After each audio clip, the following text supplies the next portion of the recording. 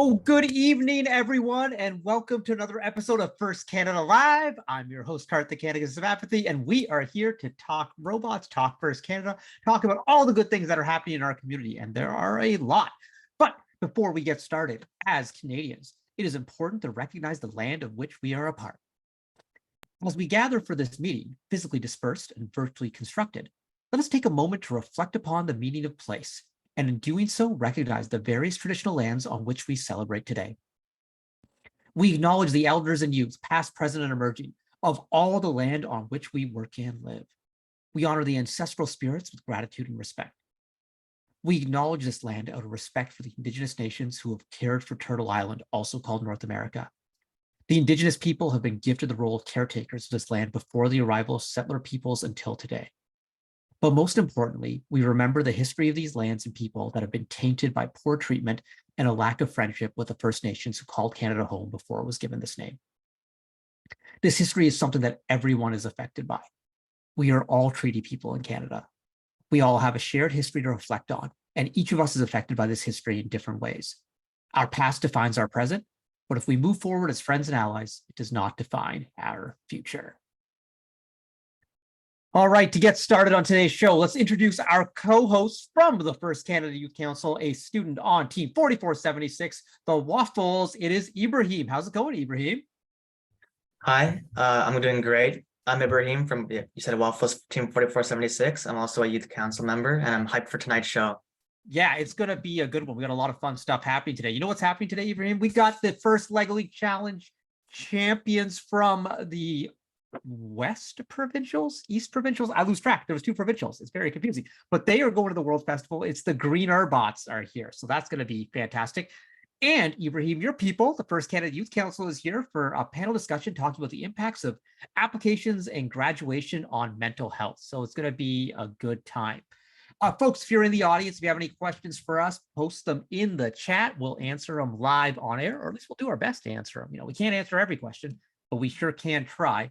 And also remember, we're here to celebrate excellence in our community and have some fun. So let's just chill and have a good time. I know it's going to be a good one. So Ibrahim, as is tradition on the show, the Youth Council prepares a wellness moment. So what's your wellness moment? How are you staying relaxed at this very busy time of year? Yeah, for tonight's wellness moment, I really want to emphasize on why having a support system during stressful times like exams right now is really important. Whether it's your friends or family, it can provide a sense of comfort and security, which is going to help you reduce your stress and anxiety. It's also going to provide a source of motivation and encouragement for you, which will help you stay focused and do your best. So just talking to your support system is going to help you stay organized, on track. They can help you manage your time and stay positive and confident. So just taking time out of your day to talk to your family or friends or whoever makes you feel comfortable will really be beneficial to you. Yeah, that's, I think, some really good advice. And I think it's also important to remember that, your support system can be in a lot of different forms. I know sometimes it's easy to feel very alone because it's like, oh, I don't have anyone to talk to. I don't really feel comfortable talking to my parents, and I don't have a lot of friends. But if you're watching the show, you're on a first team. So maybe you want to talk to one of your teammates or one of your mentors, or maybe, you think, oh, well, my parents wouldn't understand. Maybe they would. You won't know until you try and talk to them. And also, if you want to talk to someone you don't know, Kids Help Phone is out there. They're a partner of First Canada's, and we really recommend, reaching out to them. They have servers you can just text them. You can fire them an online chat. And I think that's a really good resource. It really could be helpful, right, Ibrahim? Yeah. All right, so I think now we'll just jump into our news updates, showing what's going on around here. First Canada Live, the show, we're on every 2 weeks, so we'll be back in 2 weeks' time. That's Valentine's Day, so it's a busy one for a lot of people, but hey, we'll be here for a good show. We'll be here every 2 weeks. But once we get into competition season, we'll be going every week with weekly recaps of all the events. We'll be doing match analysis, looking at a strategy, looking at worked out. Ibrahim, you're big into scouting and strategy, right? Yeah, it's something that I'm gonna start doing a lot more of this year, hopefully. And I'm excited for whatever happens. Yeah, you're gonna tune into the shows for those episodes then? Yep, I definitely will. Yeah, it's gonna be a good one. And remember, folks, our events, they've been happening already with first Lego League Challenge and first Tech Challenge, but FRC, they're back in person, full capacity bring your friends, bring your parents, bring your whole school if you want. Just make sure everyone who's going to come is going to wear a mask at the event because we're going to do our best to keep everyone safe. And if you want to connect with other teams, especially if you're going through the first robotics competition season right now and you're like you're figuring out how can I make sure my robot doesn't tip over, or oh, I need to find some max planetaries, but I don't have any. You could post in the First Ontario team Slack, and there would be a whole bunch of people out there who could help you out. It's a great place to exchange parts, exchange ideas, and to support other teams. So take a look at the link in chat and join away. Also, I know this is last minute, but if you have not applied for the Don Bosey Leadership or the Canadian Women in STEM Scholarship, the deadline is tonight at midnight. So grade 12 students, get those applications in. Ibrahim, you are not a grade 12 student, so you do not have to worry about this right now. That's relieving. It's gonna be stressful to write all those applications, but the benefits are there. So, but because you're in grade 10, right, Ibrahim? yeah, I'm in grade 10. So 2 years from now, 2025, January 31st, you better be ready with your applications, okay? Yep, I will try. All right, you got 2 years. You got no excuse right now. You got no excuse. Maybe don't start the application 2 years in advance. People do a lot of growing when they're in high school.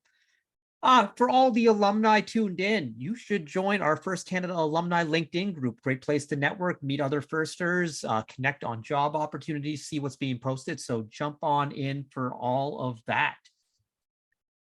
Ibrahim, how's the season been going for you so far? It's been going pretty good.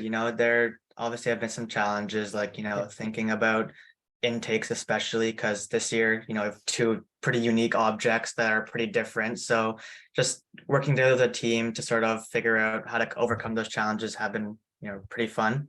I find this year's game pretty interesting, and I'm excited for the competitions that are going to be coming up. It's coming up soon, man. We're like just over a month away. It's really exciting. What's your favorite part of Charged Up? I think my favorite part so far might be the end game, the charge station. It's gonna be fun to see, robots trying to balance on that, last second. There's gonna be, I think there's gonna be some ruined charge stations. That's gonna be stressful to watch. So I'm excited for that part for sure. Hopefully not ruin charge stations. Hopefully the charge stations survive right that. What I'm most excited about is I think we're gonna have like the field's very open this year. And I love a wide open field because that means we're gonna have fast robots. And fast robots are always a fun time. So that's gonna be just really, really good. So excitement all around with this game. And so your team is competing at the Newmarket event week 1. Yeah. Okay, that's going to be exciting.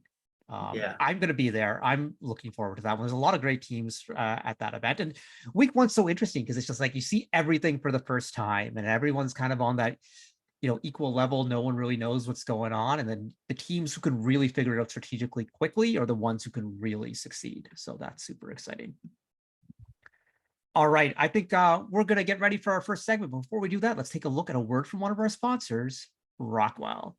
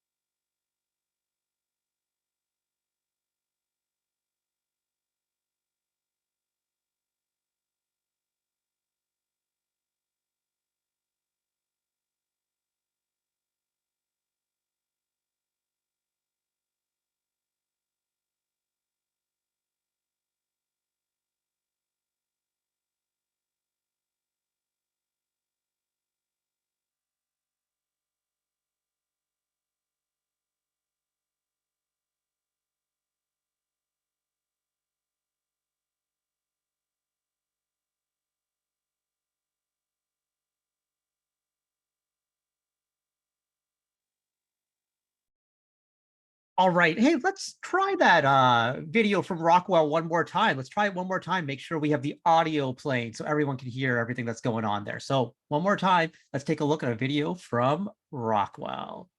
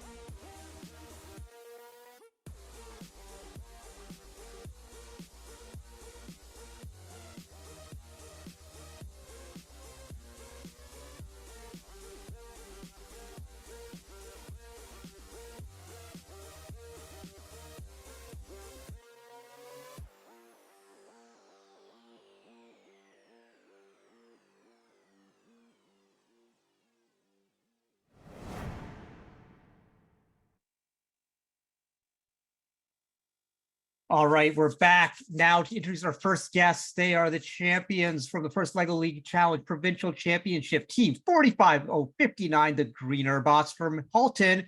We've got Ted, Rex, Sebastian, Sanjay, and Abdurrahman.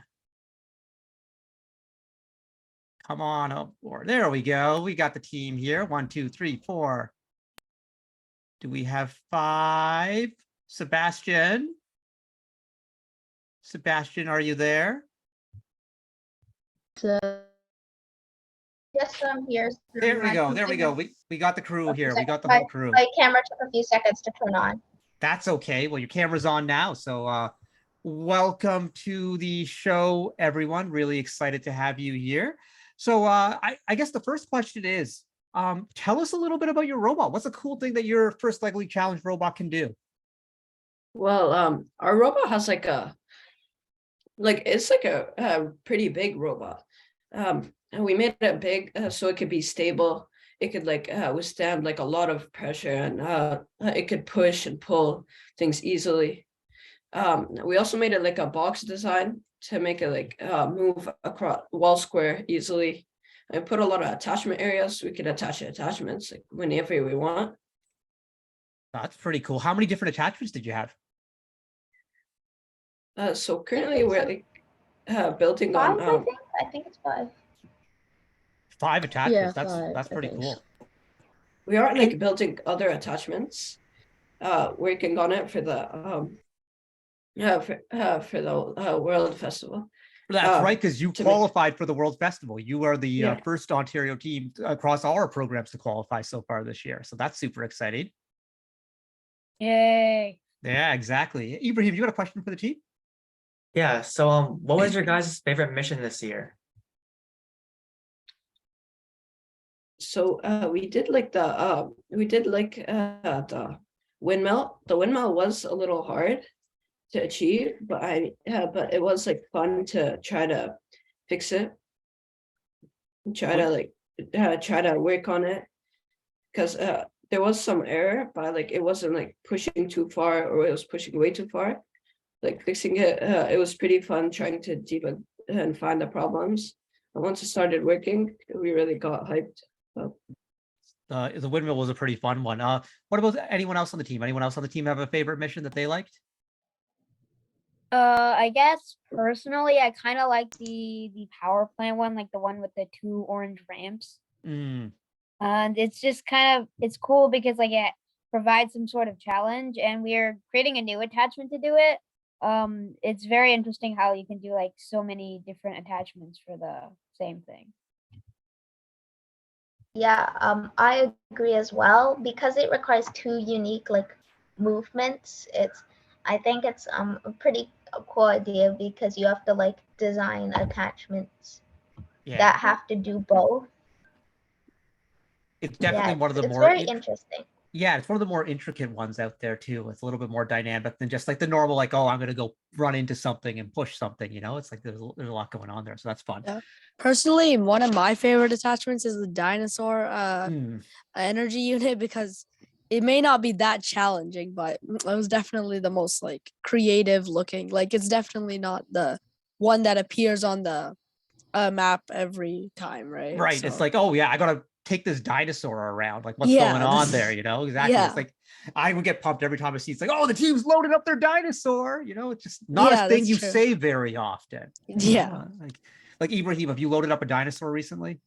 No, I cannot say I have. See, it's just it's kind of unique there. When it comes to first LEGO League Challenge, there's obviously the robot and the missions, but there's also the project. So does one of you want to tell us a little bit about your project this year? Fun facts or a description? How about both? Okay. So our innovation project is hold on, I can let's see if I can share a tab, because it's hard to Actually, explain. Maybe don't share a tab. Just try explaining it. Just try explaining it. Okay, okay. Go for it, Rex. Oh, all right, I'll do it. So basically, should I explain the problem as well? Explain everything. Explain All right, everything. sure. I want to know it all. The problem we came up with this season was that green energy isn't used enough. So our solution was to use VOTs, which is like vertical axis wind turbines or just vertical wind turbines, and put them in between like tall high-rise buildings in big cities. We started modeling it around like Toronto. Basically, the reason why we did this is so that we could take advantage of like previously unused space and the wind tunnel effect. The wind tunnel effect is pretty much just when wind in between buildings goes faster. That's really unique because if you think about it, our cities are designed in a certain way, and at a certain point, it's hard to change the design of cities, but that to take advantage of the effects created by the cities, that's really, really smart. And Sebastian, you said you had some fun facts about the project? Okay, yeah. So some fun facts about the project. You know, one of our fun facts, it's not really about the project, but we did a survey, an online survey that we posted on Reddit, and we got some wacky responses. That'll happen when you post things on Reddit. So tell us about some of your But like there was some one where it's like we were explaining our idea, and then some questions, and some person asked, they have such turbines in Big Hero 6. I can quote it directly if I can find it, but they roughly said here, I think. Yeah, another one of the responses was like, I'm pretty sure they said we could add like wait, hold on, I found rockets onto the wait, hold on. onto the Quote. turbine, so if they would fall, they could just rockets that take them to safety or something. rocket turbines. Sure, Right. sure. Quote. Quote. If they were tethered and held high above buildings, if they were kept afloat using helium and had fail-safe rockets that would push them away from populated areas in case it fails, I would feel safe. Also, at a height above buildings, obstruction and noise would be an issue. They had such turbines in Big Hero 6. End quote. Well, there you go. If it worked in Big Hero 6, it must work in the real world, right? Exactly. of course. Oh yeah, just True. just Yeah, natural. Big Hero 6 never lies. Movies and Never. real world, exactly the same thing. Yes, totally, 1000%. That makes a lot of sense. Ibrahim, what do you think about all this? It all sounds really interesting, and you guys have obviously been working very hard. So what's something your team did for fun this year?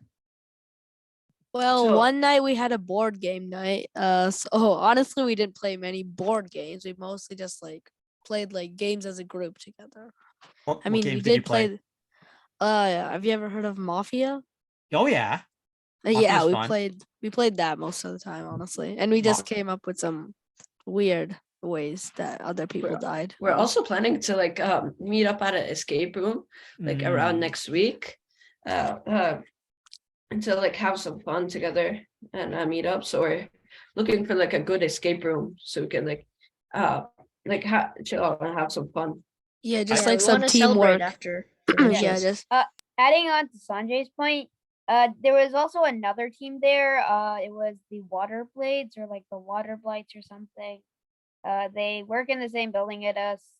We don't talk to each other, so that was cool. Why don't you talk to each other? Just Well, like we talk to each other, but Okay. not very often. We're focused on our own thing. That's okay. That's okay. Well, now you can make friends. That's going to be really good. We talk about First Lego League Challenge and all the different aspects. There's the robot, there's the innovation project, but of course there's the core values, which are so important. So how does your team include core values in what you do? So we try to like include everyone so they could have a part. They could like they could have something to work on with the team.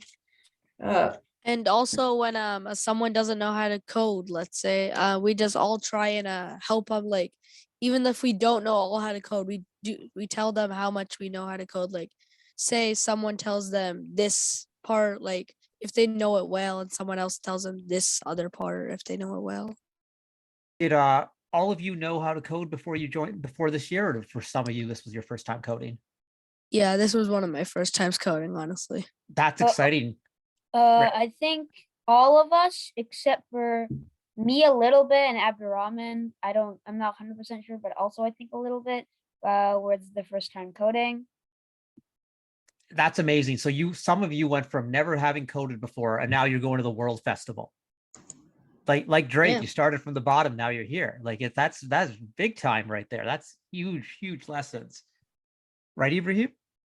Yeah, I mean, it must have been hard to learn that much. I can say I still can't code at all. Like I struggle with Scratch still. So like the fact that you guys can put it all together to, you know, make it work is really impressive. Ibrahim, we got to get you to join a First Lego League Challenge team then. I think that's what we need. Hey, you know, Waffles have a team. You can do that right there. They can teach you how to code. Yeah, that might just be the next step. That's seems like you can learn it in 1 year. Yeah. With all that hard work finally coming together, guys, how did it feel when you realized you won?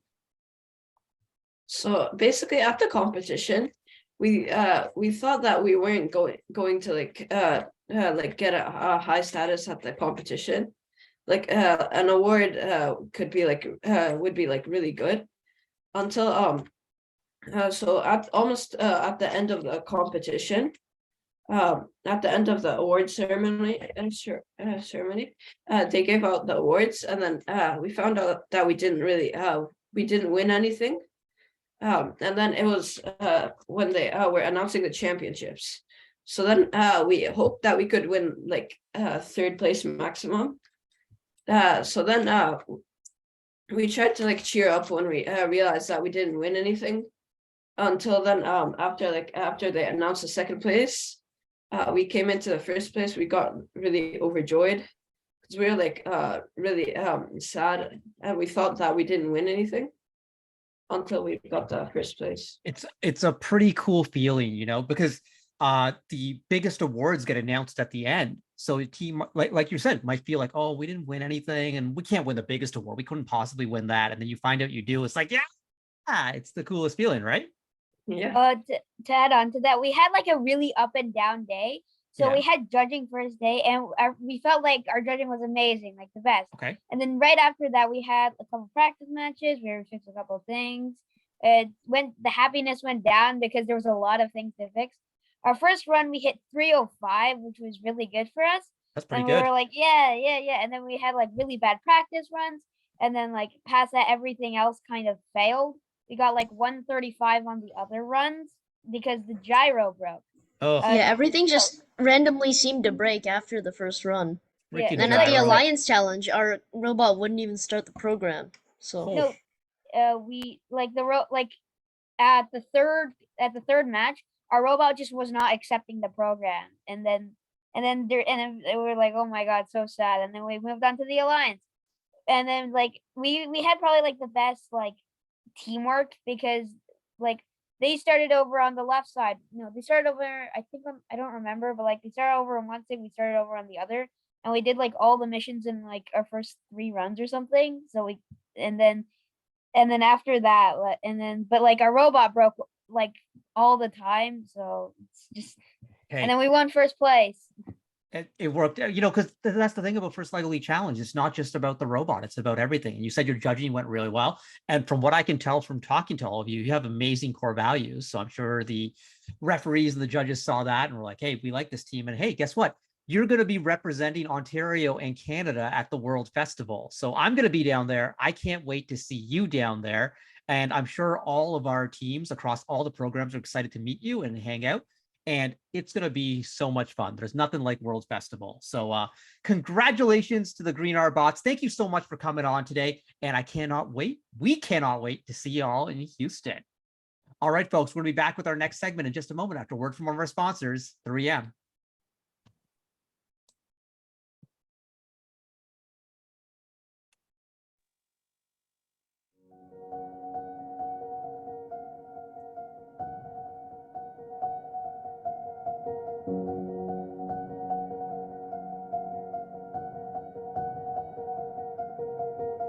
So first robotics competition is the epitome of the robotics competitions here in Canada.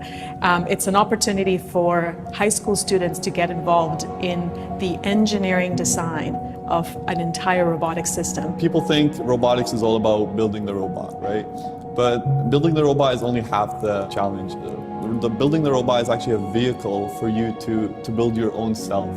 For our Canadian manufacturers to stay competitive, There's a lot of automation and robotics that have to go into our manufacturing facilities. So the skills that the kids are learning in this competition hit that mark spot on. There's definitely the technical ones. You know, I've learned how to do CAD design. I've learned how to work machines. But one of the really, really big ones that I really like is and I think it's really important in this world, is I've learned how to work with a team. Without being able to work as a team going into industry, it's not going to work out. There are absolutely skills that the students are using today that are things that we use in professional careers that have to do with STEM. They are learning how to communicate. They're learning how to collaborate. They're learning how to think outside the box so that they're not limiting themselves to one thing. They're getting to do coding, marketing, design, engineering, science, the whole 9 yards all together. It really teaches you all these different skills that you wouldn't think that you would know. It teaches you, how to work with other people, how to do soft skills, communication, teamwork, leadership, all that kind of stuff. Some of our alumni have gone on to receive excellent scholarships at top-tier universities, and because of that, they've started getting known well by top-tier companies, which allows our brand to carry on as they work for large technological companies in the programming sector, in the automation sector. It's really interesting to see where we end up.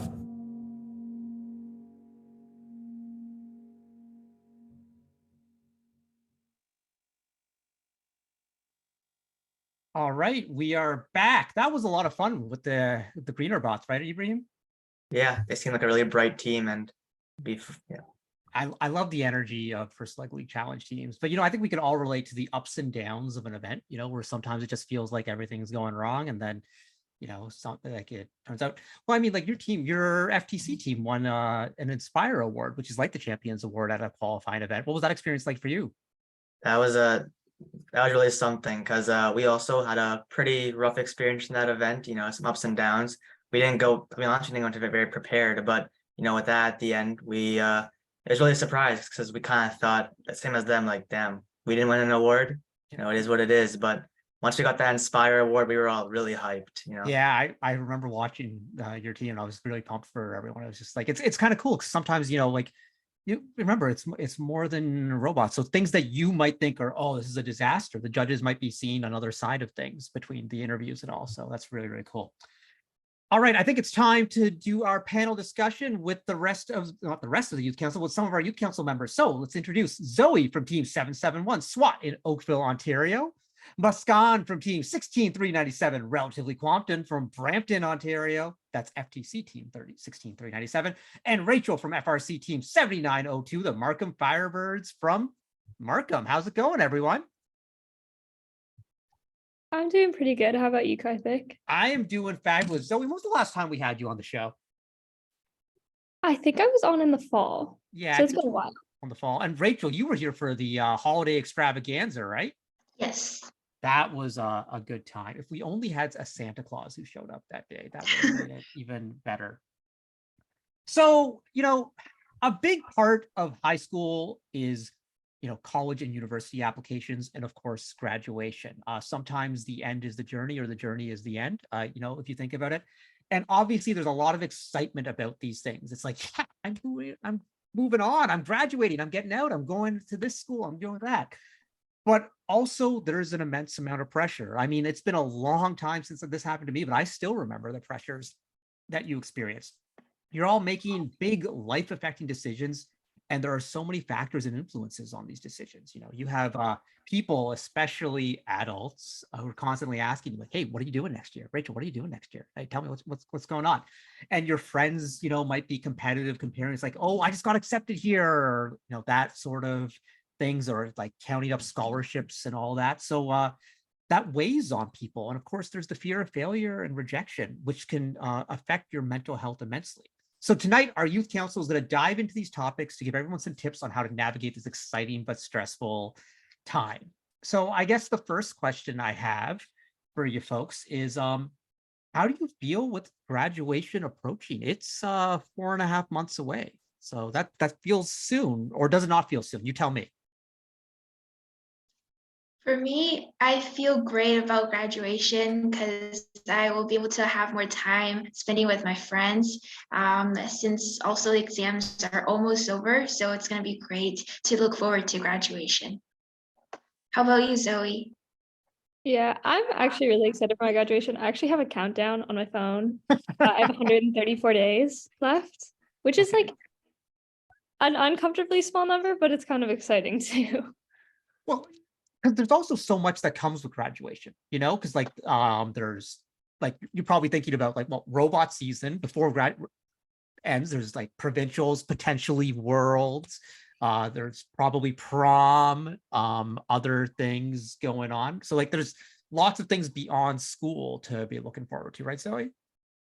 Yeah, there definitely are. I know I'm like at a robotics meeting right now. I'm just in another room. So I'm really excited for building competition season, even though it's like my last one being on a team. So And that's part of it too. All the last times you're going to experience things, right? yeah, it's definitely a bit sad. Like I was writing the chairman's presentation today for the last time, and I was like writing the concluding sentence, and I was like, oh my god, this is so sad. Like I don't want to stop, but I mean it's part of life, and I'm sure there'll be a lot of fun stuff I can do in university too. So that's almost like out of a movie, you know, like you're writing the last verse of your chapter kind of deal, your own personal journey, something. Sorry, I'm into those high school movies or whatever. I can watch The Breakfast Club day in, day out. Other, things, there's a lot of stuff going on. There's probably specific deadlines that are important to be looking at. How do you feel with those deadlines coming up, and how do you remind yourself to keep up with all those deadlines? I personally have like this really big spreadsheet with all the deadlines, and I have it so like this is like how I've been motivating myself to get all my university applications done. I have it so it's like started, edited, submitted, and if you like check it off, it turns the box green. And then also if you get rejected, or not rejected, sorry. If you get accepted, it turns green. It doesn't turn color if you get rejected. Okay. That seems kind of mean. Like, my bad, I meant accepted. Yeah. So I've been like putting everything in that little spreadsheet, and it has the deadline. So it's like always open on my laptop. So that's how I keep track of everything. But I think different people have like different systems that work for them.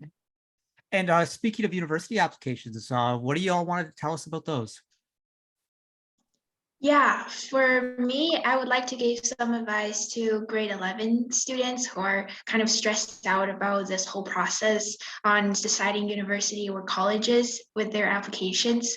And from a senior student, grade 12 student point of view, I think that it's a good thing to not get too stressed about university or college applications as of the moment, because you're still in grade 11 and you will have tons of time to figure it out before you actually get into grade 12. So during this time, I think you should really try to have this whole high school experience before you get all surrounded with tons of university or college applications to deal with in grade 12. Yeah. Makes a lot of sense. Ibrahim, how do you feel about that advice? You're in grade 10, but it's still very applicable. Yeah, I mean, I think it's great advice not to try stressing too much right now. I know people who are already stressed about university applications in grade 10, and I'm just trying to, get past exams right now. Like I'm already stressed enough about that. So I think it's good advice just to not really stress a whole lot about what you still have a lot of time to work on. Yeah, and then you're all working on applications right now, so there's a real process to this. Are there specific things that you think you need to that people in the audience should remember when they're doing their applications? Yes. So when you're doing applications, when you're researching for schools you want to apply to, I recommend having a time management application to keep track of all those deadlines, like scholarship deadlines, university or college application deadlines. And something similar to what Zoe is saying, I recommend using Notion, which is an organizational app that helps you to keep track of everything from to-do lists, or also bookmarking all the important pages on the Notion page. And something cool about this is that you can make your own individual page where you can team up with your friends to create like a group workspace together. And it's good to keep organized that way. That makes a lot of sense. And then Zoe, anything to add? Yeah, that sounds really cool. I kind of wish I knew about that at the start of grade 12. But I know everyone's really busy, especially everyone on FRC teams right now. So do you have any advice for people with balancing extracurriculars and grades? Yes, so make sure that you know how grades are not the only important thing to keep in mind when you're in the process of university or college applications. And you should also put more attention to extracurriculars as well. And for me, I recommend for lower grade students to kind of balance their time with extracurricular and grades by spending more time and take advantage of your summers, your winter or holiday breaks to do something that you actually enjoy doing, and that you do something that you're interested of, and that will also support your academics as well. So it's like a win-win situation, and it's great. That's really good advice, Rachel, because like there's only so much time you can put into studying and into school. And if you, because like there's just like limits to how much you can process. But if in the other time when you're not studying, you're doing stuff that you enjoy doing, you're going to be a little bit more relaxed. Your brain's going to be a little bit more like open to ideas, when you're in a good mood, just like studying feels a little bit better. Or if you've read a good book recently, you feel like you're more open to ideas. And so that's why it's really important to have this level of balance. It's not like a lot of people say, oh, you need to have balance so you can talk about all the extracurriculars you do on your application. It's not just about that. It's about like living your life and doing the things that you want to do. So find an extracurricular that you love. Like I know y'all are passionate about robotics, so that one really works out. But find, for people in the audience, find something else maybe other than robotics. So it's not just robots in school, robots in school, robots in school. Like maybe it's robots in school and badminton. I don't know. Like it could be anything.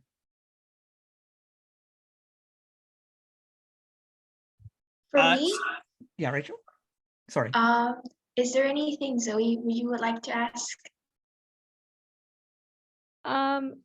Yeah, I mean, I definitely have, I think everyone's found it really challenging balancing both those, but I think it is really rewarding. That's not really a question, but I guess we can kind of talk about scholarships and essays now. If anyone has anything else to add about the previous topic? No, I think scholarships and essays is a good place. Rachel, do you got a question?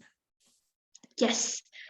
For you, Zoe, I was wondering, how do you approach with scholarship essays that you have to write? And is there anything you want to help us to target when you're writing those? Yeah, I think it's really helpful if you kind of like, not necessarily all of your essays that you have to write at once, but like kind of lay them out and organize them based on how much time you think they're going to take you, or mostly I've organized them all based on deadline, except for like a couple.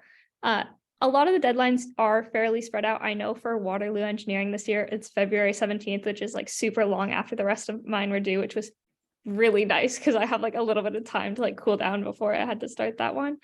But also I think just when you're looking at the essays from a school, kind of thinking of what you want to talk about in each different one. Some schools only have a few, some schools have a lot. It really depends on what you're applying to. Also, if you can look at it ahead of time, I'm going into engineering and I was like, oh, it's engineering, it's science, math. I'm not going to have to write that many supplemental essays. I was so wrong. I think the only schools I applied to that I didn't have to write a supplement for were Queens and McGill.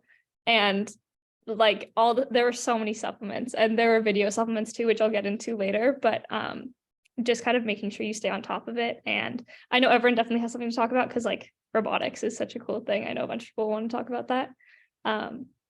But yeah, just making sure you know how much you have to do and not leaving it till last minute so it's like all piling up at the same time. I want to throw in some advice here. Again, been a long time, but like it's similar, these scholarship applications and university applications and essays, to job applications and cover letters. And I have done a fair chunk of that in the past, and it's important to kind of like save every essay you have, and then like maybe like write a spreadsheet and make some notes about what you talked about in that essay. So if you get asked a question by another school, it's like, oh yeah, I already mentioned this in my Queen's application, I can reuse some of this content. And that's just like, so you're not starting from scratch every single time. So that's a big piece right there. And when you're approaching essays, so how do you approach essays? Like when can you not reuse content and such? Yeah, so since I had to do a lot of supplementals, I did kind of reuse a lot, although I didn't necessarily like copy and paste. I mean, if you can do that, go for it. Like that takes so much time off your plate. But a lot of the times the prompts are like slightly different. So I'd copy and paste it, and then I'd like kind of just like rearrange it. I know I had to write 3 500-word essays that had like super similar prompts. I know I sent them all to Karthik for him to edit. He read all of them. They were all like slightly different versions of each other, but they were each like, they all came from the original essay, the one that I wrote first, but then they were all kind of tailored to the different prompts. So I think that was like really helpful, just being able to reuse them. I just like, you can't possibly write a new one every single time, or you could, but it's really, really hard. So that's good work in there. So Zoe, you mentioned video supplements, and this is new to me because like this is definitely not a thing that existed back.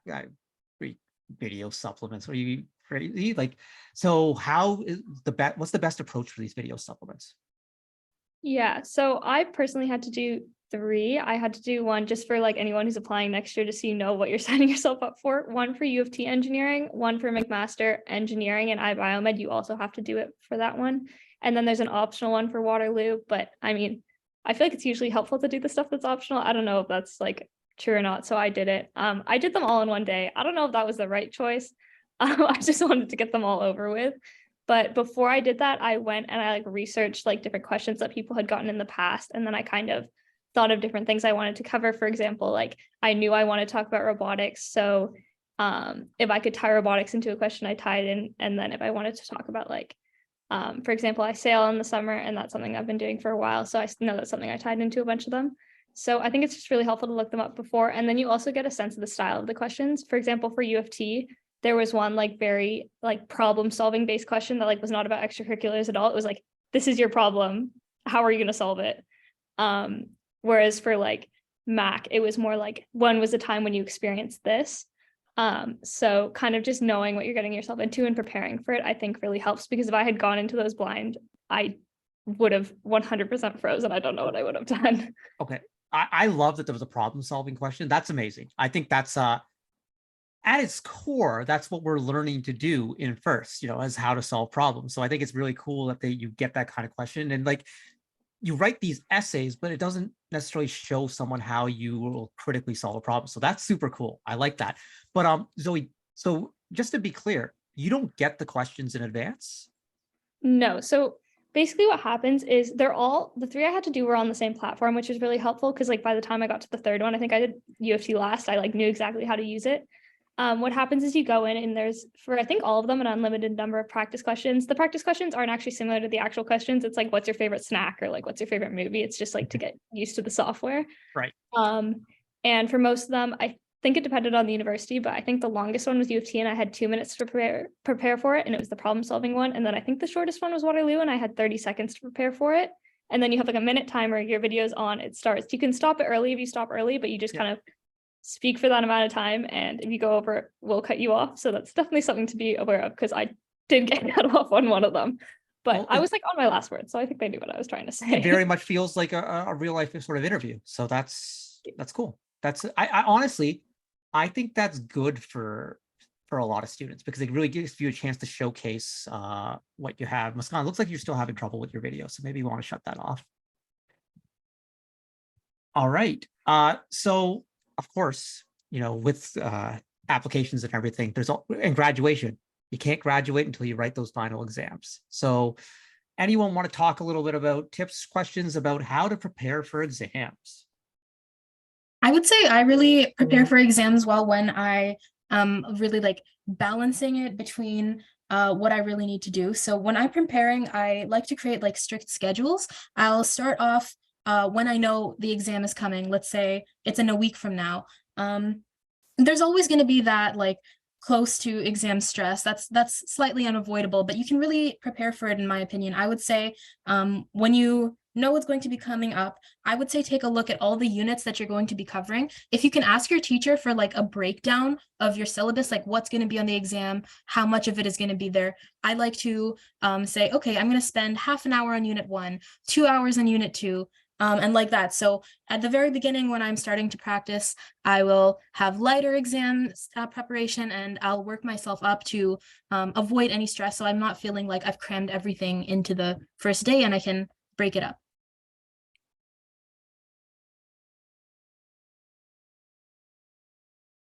So how do you manage stress during this time? For me, I like to take multiple deep breaths when I'm actually in the exam room beginning to write my exam. This will helps to turn your stress and anxiety into motivation to help you to manage your exam taking. I found it really helpful just to do a few of those and begin to write your exam with 100% of your confidence. You know, I think it's really important to think about this one because everyone knows what their abilities are, but your school may not realize your true abilities because your abilities might be overwhelmed by stress. You know, you ever had that feeling where it's like, oh, I knew these answers, but I was just like, I froze in the moment and all. And so these are like why it's so important to manage your stress. And it's easy to say like, oh, you know, take care of this, but you're like, yeah, I'll manage my stress later. I got to study. But it's like, that is part of studying and just knowing when to take a breath, take a break. And so you can be your best person. It took me, this was a concept I didn't understand when I was younger. I was just like, no, I just got to study. I have to know everything. I just have to be the smartest. If I'm the smartest, I will succeed. But it's not just about being the smartest, it's about being the most prepared and being the calmest and all these other factors. And so I wish I had heard that advice. I wish I'd heard the advice you're all giving right now back then, because it would have made a big difference. And something I really wish I did this year to help manage my stress before exams is taking good notes during class. This is my first year of exams because of COVID. I didn't have them last year. And I was kind of spoiled. Last year, my math teacher, she had a OneNote where she took notes for each class for us. So then this year I went into it, I kind of just, I took some pretty mediocre notes. And then once, exam time came around, I'm like, oh shoot, I don't have enough to prepare properly for my exams. And I'm like, asking friends to clutch up for me, can you give me your notes? Can you help me out here? So, definitely something for me to remember next semester, just to go into it with good preparation, have your notes ready beforehand, everything. I mean, like, if you think that you were going to just be able the night before a final exam just to learn everything, you just can't. And it gets harder than after once you finish high school and you get into university. It's worth more and such. So it's all about starting from the very beginning. And if I could give one advice to any young person, it's avoid procrastination at all costs. Procrastination is the worst. And it just creates so much stress and anxiety because you start putting something off and it's like, oh, I haven't started it yet. I'm going to put it off more. And like, it feels a little good to put it off because it's like, oh, I don't have to deal with it. And you feel that little relief. But then there's more panic and doom and you go to bed and you're like, oh no, I still have to do that. I still have to do that. And then it just becomes this giant mess. It's a snowball going down a hill. So it's like little chunks every day, little chunks every day, little chunks every day makes everything so much easier. And like, also, sometimes don't you ever get this feeling where like you put something off and you put it off, and you're like so scared of it. It's like, oh, how am I ever going to do it? Then you find out it only takes like 5 minutes to do. Does that happen to any of you? Yeah. Happens to me all the time. All the time. I'll be stressing over something and then I finally do it and I'll be like, boy, I am dumb because if I did that 3 months ago, everything would have been so easier. I do like my taxes. I'm like, oh my goodness, I gotta do my taxes. I gotta do my taxes. Every year I get stressed out. And that's like, it takes an hour literally to do though. Like it's all freaking TurboTax. It does all the work for me. So, I don't know. It's there's a lot going on in there. Got a question for all of you. How do you deal with the ongoing questions of what are you doing next year? Do those questions bother you, or is it like, oh, I'm okay with that, or does it stress you out? Do you want to like send a message to everyone out there to be like, stop asking? I'd love to know what your thoughts are. I mean, like, I know, especially right before the holidays when I was going to like big family gatherings and like before like majority of universities had even sent out offers, all my family was like, so where are you going next year? And I was like, I don't know yet. Like I haven't even applied to half the places yet. Like OUAC hasn't even closed yet. So I think it's kind of stressful, but it's probably worse now that everyone's like applied and you're just waiting to, or not everyone, but a bunch of people have applied to their top choices and like everyone's just waiting to hear back. So like everyone has to decide by June 1st. We'll all know then and be able to answer, but until then, a lot of us are probably going to be undecided or not knowing. I got two pieces of advice. I got advice for the grade 12s right now, and I got advice for everyone else. So for the grade 12s right now, it's okay to say, I don't know. It's also okay to not answer because it's your private information. You don't have to, tell everyone. So it's okay to just kind of be like, oh, I'm not sure right now. I'm just figuring it out, that is totally okay. And for everyone else out there, let people breathe. Wait till they tell you, you don't have to like lead with that question, or maybe gauge if it's like, okay, this is like my best friend, I can ask this question. But like if it's like someone you barely know, it's like, just like sit down with someone in the cafeteria. Hey, I just got into Waterloo. What are you doing next year? That's intimidating. That's hard, So just like everyone, just chill, let people relax.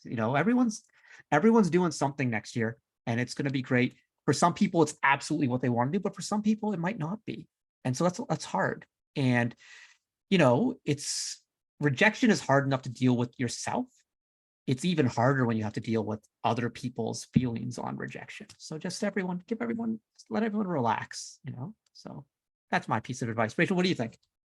Yeah, definitely. For me, I've got amazing parents who are very confident in me. And I think sometimes they tend to ask these questions because they feel like very comfortable around you and they feel like this, I don't know, like out of nowhere, there is this confidence that you will do great. And they will just keep, asking if you get it or not, and I think I really appreciate them for asking. Also, like my grandparent, they also asked me a lot, like, are you ready yet? And then, just from everyone.